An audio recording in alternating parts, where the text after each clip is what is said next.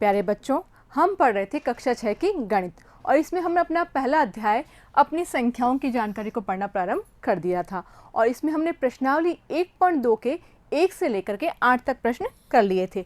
आज हम पढ़ने वाले हैं प्रश्नावली 1.2 के ही प्रश्न संख्या 9 व 10। तो आइए शुरू करते हैं। प्रश्न 9, एक कमीज सीने के लिए 2 मीटर 15 सेंटीमीटर कपड़े की आवश्यकता है। 40 मीटर कपड़े में से कितनी कमीजें सी जा सकती हैं? आपसे पूछा जा रहा है कि 40 मीटर कपड़ा है और उसमें से आपको कमीजें सिलनी है, जबकि एक कमीज के लिए कितना कपड़ा चाहिए? 2 मीटर 15 सेंटीमीटर। तो आपको संख्याएं बतानी है, ठीक है। आगे चलते हैं। और कितना कपड़ा शेष रह जाएगा या बच जाएगा? तो जब कपड़ा सिलते हैं, कभी कभी ऐसा होता है ना कि पूरा कपड़ा काम में नहीं आता है और बचे हुए कपड़े से शर्ट भी नहीं बनती है ना। तो वो आपको बताना है कि कपड़ा अगर शेष बच रहा है तो कितना बचेगा। तो आइए, इसके लिए हमें करना क्या होगा? सबसे पहले हमें कमीजें बनानी होंगी और कमीजें बनाने के बाद शेष कपड़ा बता देंगे, ठीक है ना। तो कमीजों की संख्या कैसे निकालेंगे? पहली बात तो यहाँ आती है। तो आप ध्यान दें बच्चों, जब भी संख्या शब्द काम में आएगा तो ध्यान दीजिए, हमेशा हमें भाग देना होगा। और किस में किसका भाग देना होगा, इस चीज़ को हम डिटेल में समझते हैं। आइए, सबसे पहले हम बात करते हैं उपलब्ध कपड़ा। जैसे कि बताया गया है कि हमें 40 मीटर कपड़ा उपलब्ध है। तो उपलब्ध कपड़ा कितना है? 40 मीटर, ठीक है। और इसके बाद है एक कमीज सीने के लिए आवश्यक कपड़ा। कितना कपड़ा चाहिए होगा? तो हमने इसके लिए लिखा है 2 मीटर और 15 सेंटीमीटर। और हमें निकालना है कमीजों की संख्या। तो बच्चों, जब भी सवाल इस तरह से विभिन्न इकाइयों में आएगा, मीटर सेंटीमीटर, तो एक बात आपको अच्छे से ध्यान रखना है कि दोनों की इकाइयाँ समान होनी चाहिए। ऐसा नहीं है कि कुछ इकाइयाँ तो मीटर में चल रही हैं और कुछ इकाइयाँ सेंटीमीटर में। या तो दोनों को मीटर में बदल दीजिए या दोनों को सेंटीमीटर में। तो बेहतर होता है छोटी इकाई में बदलना। क्यों? क्योंकि हम जानते हैं छोटी इकाई में बदलने के लिए हमें गुणा करना होता है और गुणा अपने आप में थोड़ा सा सरल होता है। तो आइए हम मीटर को किस में बदलते हैं? सेंटीमीटर में। तो सबसे पहले शुरुआत करते, पहले तो आप मुझे ये बताएं कि 1 मीटर में कितने सेंटीमीटर होते हैं? हम पूर्व में चर्चा कर चुके हैं ना, 100। बिल्कुल सही है, 100 सेंटीमीटर होते हैं। तो हम क्या करेंगे, यहाँ पर इस मीटर को भी बदलेंगे और इस मीटर को भी बदलेंगे। तो 40 मीटर का बन जाएगा 40 गुणा 100 और अब बन जाएगा ये सेंटीमीटर, ठीक है। और इसको जब हम हल करेंगे,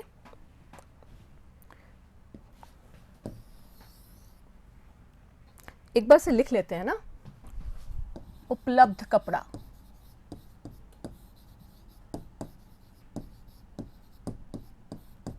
चालीस मीटर, इसको हमने किस में बदला? सेंटीमीटर में। और हम जानते हैं उसको बदलने के लिए 100 से क्या करेंगे? गुणा करेंगे। देखिए, ये चीज़ बहुत बारीकी से समझने की है। जैसे मैंने मीटर लिखा तो 40 लिखा हुआ था और जैसे ही मैंने इसको 100 से गुणा कर दिया, मैंने क्या लिख दिया? सेंटीमीटर। कई दफ़ा ये गलती हो जाती है, मीटर का मीटर ही चलता रहता है और 100 से भी गुणा कर देते हैं। तो ये गलती नहीं करनी है। अब आप जानते हैं जब हम 40 को 100 से गुणा करेंगे तो 1 2 3 3 जीरो तो निश्चित तौर पे आनी है और 4 को हमने अंकों से गुणा किया, 4 एकम 4, ये बन गया 4000 सेंटीमीटर। अब लेते हैं हम, किसकी बात करते हैं? एक कमीज के लिए आवश्यक कपड़ा। तो एक कमीज के लिए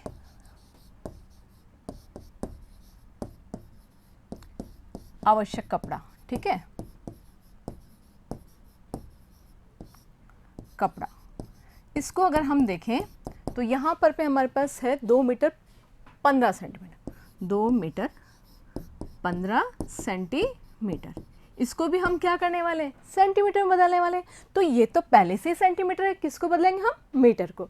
तो ये हुआ 2 गुणा 100 और जैसे कि मैंने चर्चा की, जैसे ही मैं सेंटीमीटर लिख दूंगी 100 आ जाएगा, या 100 लिख दूंगी तो सेंटीमीटर आ जाएगा, प्लस 15 सेंटीमीटर। ऐसे ही करते हैं ना। तो ये बन गया 215 सेंटीमीटर, ठीक है। अब ये भी सेंटीमीटर में है और ये भी सेंटीमीटर में। अब हमें निकालनी है कमीजों की संख्या। तो मैंने अभी बात की थी, संख्या निकालने के लिए हमेशा हम भाग करते हैं। अब बात आती है भाग किस किस का करें। तो आप एक बात हमेशा याद कर लें, जब भी संख्या शब्द काम में आएगा ध्यान दीजिएगा। तो हम क्या करेंगे, नीचे जिसकी संख्या निकालनी है, जैसे यहाँ पे कमीजों की संख्या निकाली, मान लीजिए कोई अपने पास में कुछ और चीज़ की संख्या निकालनी होती, जैसे मान लीजिए बड़ा लड्डू है, उससे छोटे लड्डू बनाने हैं, तो छोटे लड्डुओं की संख्या है ना। तो जब भी हमें जो चीज़ बनानी है उसकी मात्रा एक दी होगी हमेशा, तो वो एक नीचे लिखना। जैसे कि यहाँ लिखेंगे हम एक कमीज। अब एक कमीज का हमें क्या दिया हुआ है वो चीज़ ढूंढनी होगी। तो हमें एक कमीज का क्या दिया हुआ है, आवश्यक कपड़ा। तो एक कमीज का के लिए कपड़ा छोटा सा लिख देते हैं, ठीक है। ये बात याद रहेगी। जिसकी भी संख्या निकालनी है, तो हमें संख्या किसकी निकालनी है, कमीज की, तो जिसकी संख्या निकालनी है वो एक नीचे आएगा, ठीक है। एक कमीज के लिए कपड़ा। अब बात आती है ऊपर क्या लिखा जाएगा, अर्थात हमारा भाजक क्या होने वाला है। तो ऊपर भी चूंकि कपड़े की बात हो रही तो ऊपर भी निश्चित तौर पे कपड़ा आएगा, अर्थात जिसका भाग नीचे दे रहे हैं वही चीज ऊपर आएगी। अब कपड़ा कौन सा, जो अधिक मात्रा में, तो अधिक मात्रा में क्या है हमारे पास में, अधिक मात्रा में हमारे पास में उपलब्ध कपड़ा, या आप कह सकते हो कुल कपड़ा, जो आपको उचित लगे वो शब्द आप काम में ले सकते हैं। तो मैं यहाँ लिख रही हूँ उपलब्ध कपड़ा, ठीक है। अब क्या करना है, सिंपल, हमें इनका मान रखना है और हल करना है। तो उपलब्ध कपड़ा हमारे पास कितना था, 4000 सेंटीमीटर, ठीक है ना। और हमें कमीज के लिए, एक कमीज के लिए हमारे पास कपड़ा कितना था, 215 सेंटीमीटर, 215 सेंटीमीटर। समझ में आ रहा है ना। अब हमें करना है क्या है, सिंपल, हमें 4000 में 215 का भाग देना है। और एक चीज़ ध्यान दीजिएगा, इन दोनों की इकाइयाँ सेम है ना।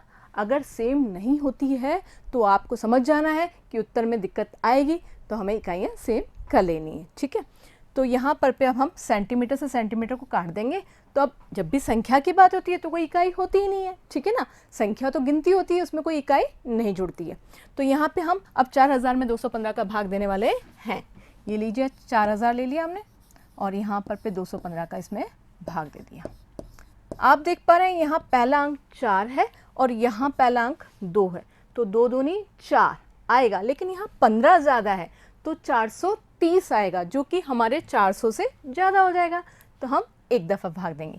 तो यहाँ आया 215, 10 में से 5 गए 5 और फिर हासिल गई 8 और यहाँ से आया 185, ठीक है। और आपके पास में अब अगला भाग देना है, तो 185 में अब हमें ऊपर से क्या उतर के आएगा, 0, ठीक है ना। तो 1850 हो गया। 1850 में 215 का हमें भाग देना है।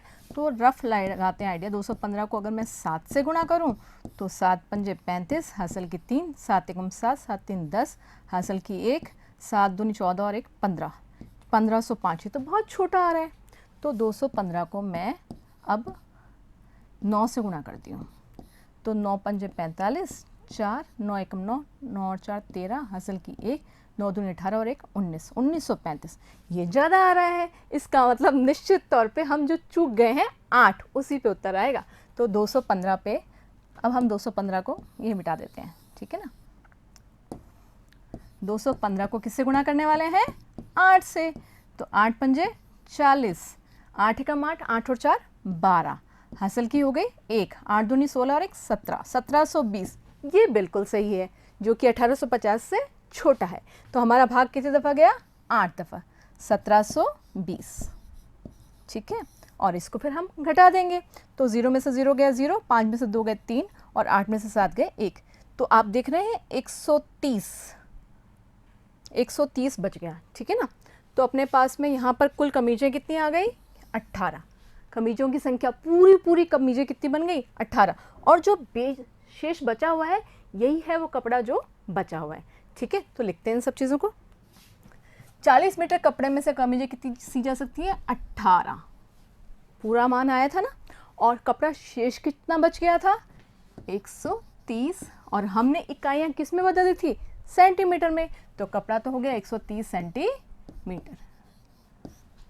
समझ में आ रहा है ना। अब हम लेते हैं नेक्स्ट सवाल। नेक्स्ट सवाल है 10वां सवाल। दवाइयों को बक्सों में भरा गया है और ऐसे प्रत्येक बक्स का भार 4 किलोग्राम 500 ग्राम है। 4 किग्रा 500 ग्राम, किग्रा का मतलब किलोग्राम, और यहाँ ग्रा का मतलब आप समझ रहे हैं ग्राम से है। एक वैन में जो 800 किग्रा यानी कि 800 किलोग्राम से अधिक का भार नहीं ले जा सकती, मतलब अधिकतम आप 800 किलोग्राम भर सकते हैं, इससे ज़्यादा नहीं वो वैन नहीं लेके जाएगी। तो 800 किलोग्राम से थोड़ा सा कम हम रख देंगे या पूरा 800 रख देंगे, ठीक है ना। ऐसे कितने बक्से लादे जा सकते हैं? अब आपसे क्या पूछा गया है? बक्सों की संख्या। याद कीजिए, हम अभी चर्चा कर चुके हैं, जब भी संख्या निकालनी होगी हमें भाग देना होगा। तो हम तैयार हैं भाग देने के लिए। किस में किसका भाग देना है, एक बार हल्का सा वापस से वो सूत्र खुद बनाने की कोशिश करते हैं। हमें निकालना है बक्सों की संख्या, बक्सों की संख्या। यही निकालना है ना। तो बताएं मुझे आप, बराबर में बट्टे में क्या लिखने वाले हैं? एक बक्से का भार, है ना। और यहाँ क्या लिखने वाले हैं हम? ऊपर लिखने वाले हैं भार ही लिखेंगे ऊपर भी, याद आया। लेकिन वो भार जो सबसे ज़्यादा है, जिसको डिस्ट्रीब्यूट करना है, और वो भार कौन सा हमारे पास में? वैन जो 800 किलोग्राम, अधिकतम भार। क्या लिखेंगे? अधिकतम भार। आ रही है ना बात समझ में? अगर आपको ये संख्या वाला सूत्र बनाना आ जाएगा तो आपके लिए गणना करना बहुत सरल हो जाएगा, क्योंकि आगे बहुत सारे सवाल संख्या वाले आने वाले हैं। तो देखते हैं, अधिकतम भार वैन ले जा सकती है, कितना ले जा सकती है? 800 किग्रा, ठीक है। और एक बक्से का भार, एक बक्से का भार है 4 किग्रा और 500 ग्राम। ध्यान दे बच्चों, यहाँ पर भी इकाई में भिन्नता है। क्यों? क्योंकि ये तो है किलोग्राम में और ये है किलोग्राम ग्राम, दोनों में। तो हम इसको किस में बदलेंगे? छोटी इकाई में। और छोटी इकाई क्या होती है? ग्राम। तो 1 किलोग्राम में कितने ग्राम होते हैं? 1000। तो हम इसको किससे गुणा करने वाले हैं? 1000 से, ठीक है ना। तो यहाँ पर हुआ 800 गुणा 1000, 1 2 3। थोड़ा सा मार्कर दिक्कत कर रहा है, कोई बात नहीं, हम समझ रहे हैं। तो 8 के साथ में अब कितनी जीरो आने वाली है? 100 की 2 बिंदियाँ और 1000 की 3 बिंदियाँ। टोटल बिंदियाँ कितनी आ गई? बिंदी मतलब शून्य। 1 2 3 4 5 और ये बन गया ग्राम, ठीक है ना। और 5 बिंदियों के साथ इकाई, ढाई, सैकड़ा, 1000, 10,000, 5 तो ये हो गई। और 8 यहाँ आए, 1 2 3 4 5। इकाई, ढाई, सैकड़ा, 1000, 10,000, लाख, 8 लाख ग्राम हो गया ये, ठीक है ना। कोई बात नहीं, हम इसको भी हल कर लेंगे। इसके बाद बात करते हैं हम एक बक्स के भार की। इसको भी किलोग्राम को ग्राम में बदलेंगे। तो यहाँ पर आया 4 × 1000। सीधा लिखते हैं इसको 4000, बिल्कुल सीधा लिख लेते हैं। थोड़ा स्पेस की दिक्कत है तो अपन सीधा लिख लेते हैं इसको। ये बन गया 4000 ग्राम और 500 ग्राम और जुड़ गया तो बन गया 4500 ग्राम। समझ में आ रहा है ना? ठीक है। अब हम क्या करने वाले हैं? अब हम जो सूत्र बात कर चुके हैं, लादे जाने वाले बक्सों की संख्या। अभी बात करी थी हमने संख्या की, तो हम किस में किसका भाग देने वाले हैं? बिल्कुल सही, हम 8, कितनी बिंदियां थी? 5, शून्य, बिंदियों से मतलब शून्य है, 4500। और ऊपर भी ग्राम है और नीचे भी ग्राम है। ध्यान दीजिएगा, पिछले सवाल में उसने शेष मात्रा पूछा था, यहाँ उसने शेष मात्रा नहीं पूछा है। तो हम तो जहाँ तक कुल मान आएगा वहीं तक गणना करेंगे, उसके आगे से हमें कोई आवश्यकता नहीं होगी, ठीक है।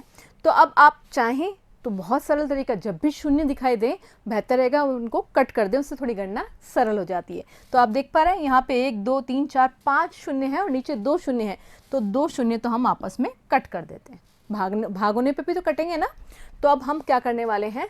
अब हम 8 के साथ कितने शून्य रह गए? 8 के साथ शून्य रह गए हैं 3, 1 2 3, और इसमें भाग किसका देने वाले हैं? 45 का। आइए शुरू करते हैं। तो 45 दूनी 90, 2 पे तो नहीं जाएगा क्योंकि हमारे पास 80 है, तो हम एक दफ़ा देंगे। 45 में भाग दिया, 10 में से 5 गए 5, हासिल की 1, ये बचे 35, ठीक है। अब ऊपर से आया, क्या उतर के आया? 0। एक टाइम में एक 0 उतर के आता है ना। तो अब 45 और 350, कुछ ये 45 दाए 450 होता है ना। तो इसका मतलब अंत में काफ़ी पीछे पहुंचने वाला है, यानी कि 7, 8, 9, 10 में कहीं उत्तर मिलेगा। तो मैं ट्राई करती हूँ इसको पहले 8 पर कर लेती हूँ और फिर 9 पे कर लूँगी, है ना। 8 पंजे 40, 8 दूनी 8 चौक 32 और 4 36, 360। ये तो ज़्यादा हो रहा है, तो हम इससे ठीक पीछे वाला लेंगे। देख पा रहे हैं ना, यहाँ 350 और यहाँ 360 है। तो निश्चित तौर पे 45 को हम किससे गुणा करेंगे, अब हम 7 से गुणा करेंगे। 5 सत्ते 35, हासिल के 3, 7 चौक 28, 28 और 3 31, 315, ये सही है। तो हम 7 दफ़ा भाग दे रहे हैं और ये भाग दिया 315। 10 में से 5 गए 5 और यहाँ पर घट करके आया 35। ठीक है, अभी एक ज़ीरो हमारी और बाकी है जो उतर के आएगी, ये बन गया 350। वापस से 350 हो गया। ध्यान दें, तो अब तो हमें पता है हमें कितनी दफ़ा भाग देना है, 7 दफ़ा देना है। तो ये हुआ 315 और वापस शेष कितने बचने वाले हैं, 35। परंतु अभी हमें शेष को जानने की आवश्यकता नहीं है। हमारी आवश्यकता है लादे जाने वाले बक्सों की संख्या से। तो वो कितनी आई है, 177। तो यहाँ लिख देंगे हम बराबर 177। और याद है ना, संख्या वाला सूत्र जब भी निकालना है तो हमें पूर्व वाला ध्यान रखना है। ये सूत्र बक्सों की संख्या जब भी निकालनी है तो जिसकी संख्या निकालनी हो उसका मान 1 के साथ में नीचे आएगा। क्योंकि बात अगर भार की हो रही है या उसकी धारिता की हो रही है या उसकी मात्रा की हो रही है, जो भी शब्द है वो आप यहाँ काम में लीजिए और फिर जो शब्द यहाँ लोगे वही शब्द ऊपर काम में लेना। ठीक है, उम्मीद है आपको ये दोनों प्रश्न अच्छे से समझ में आए होंगे। मिलते हैं नए प्रश्नों के साथ नए वीडियो में, जुड़े रहिए। धन्यवाद।